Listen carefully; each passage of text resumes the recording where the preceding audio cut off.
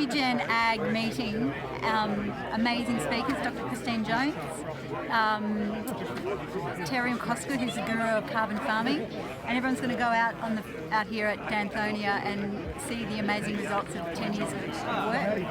And there's 180 people, which is such a testament to our Regen Ag. And our movement is tonight, so it's very exciting.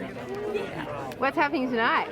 Well, we've got this campfire event, and you know, all good conversations have to happen around a campfire. There's no other place for it. So we are basically going to start the conversation on how can we together inspire and create a national regenerative ag movement across Australia. So yeah, that's what we're going to do tonight. So be there.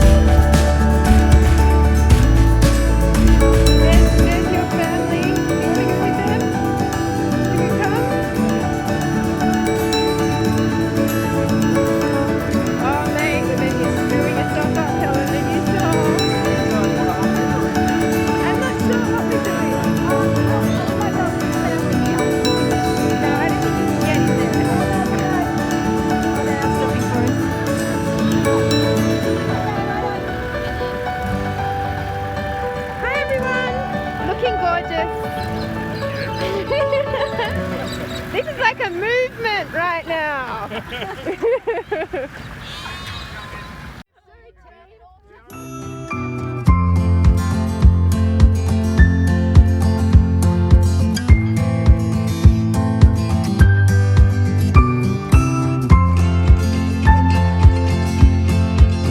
And we're going on this amazing tour, and there's literally 100 plus amazing, 180 like leading agricultural regen ag specialists and experts here today, all gathered. This is a fundamental event. It's never happened before. It probably hasn't happened in 200 years, and that would mean it's never happened in Australia because I'm even older than that. And it's a really big event. So we're here, and even though it's raining on us, which is, you know, amazing, we can't complain because, you know, we're in a drought, so rain's like yay, but we're all wet and sitting in the back of the ute. I'll show you what this looks like.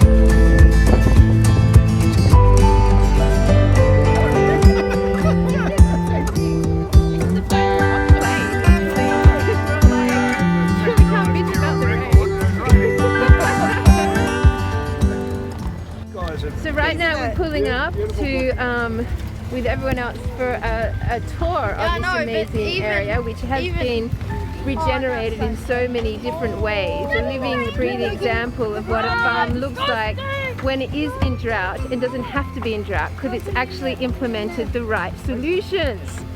So Australia, here we are, an amazing agricultural meet, and behind me are some of your leading experts in the world, all ready to bring solutions, the solution to the drought to you.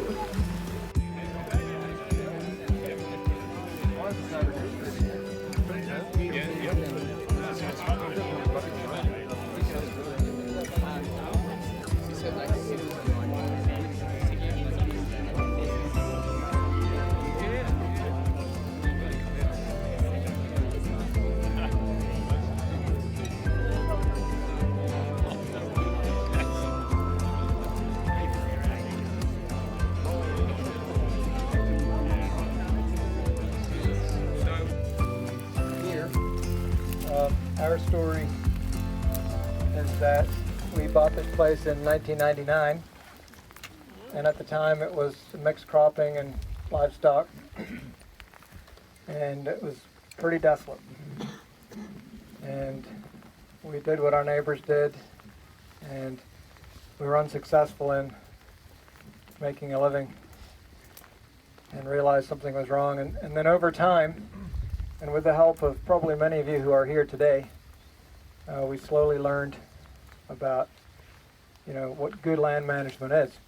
And one of the main tools that we've utilized is holistic grazing management, or planned grazing. And so the property, initially, I started with a trial of about 100 hectares, which we ran for 5 years. And we had a dry summer, and during that summer, those paddocks produced twice the feed that any of the other paddocks did on the property. And at that point, the case was proven, and we rolled out, subdividing our paddocks across the whole property. And we were greatly helped in 2007 by, at the time, the CMA, which was giving out money for fencing to land type, for water points, for tree belts, for putting cultivations to pasture. So we did all of those things, and that was very, very beneficial for us. But in this valley, one thing we focused on is hydrology. And so, as Christine alluded to this morning, what we really want is our soil to hold water. And the more water, the better. And that the rain that does fall down, whether it's a lot or a little, that we can utilize it to the greatest extent possible. So there's a couple things that have worked very well for us, and obviously they're tied to the topography of the land. But if you can imagine, when we got the place, water would come down off the ridges, run down through the central gully and out onto the creek. And what we did, following some keyline principles and some advice from Peter Andrews, others, is we took that water that comes down off the hills, and we built a level swale just below the trees where I'm pointing, and then it comes around and comes right across to the west, and it goes all the way down to just by that hay shed a few hundred meters to our north. And so that when it rains, the water will fill that swale, and then at key intervals there's wide spills, so that the water then spills across the landscape and hydrates it. And very interesting, this year, maybe some of you have noticed this on your properties, but the springs actually opened up during the very dry period, and the swale actually filled up with no rain. And we've actually measured below the swale an increase in about 1,000 kilos of dry matter per hectare per year since we've installed that, and it's just improving year on year. And then down through down through the actual flow lines that were there historically, we have at different points we've built weirs, right? So the water is held like here, 100 meters down, another one, and right down through. And those areas are kept free of livestock and are also just an area where the water is like a sponge and it can go out through the landscape. And that's also proven to be really helpful. But I think, and I'll show you some slides a bit later when we get back up, but for me, the important thing to learn has been that what we're doing here is growing grass. We're not growing livestock. Livestock are a tool to achieve more grass growth. And why grass growth? Because of photosynthesis, which Christine told us about this morning. We've got to maximize photosynthesis all through the year, and so that those roots don't prune, so they keep growing, and and then there are tools that help us achieve that, and that's where holistic grazing management comes in. You have a tool where you can plan far in advance. You know what feed is available to you, and you can adjust your livestock on the property so that you will always have feed in front of them. You don't need to feed them hay or other supplements. So those are some of the things that we've found really important. And in addition to that, the profitability obviously then goes up. And the one thing I want to point out is that none of these pastures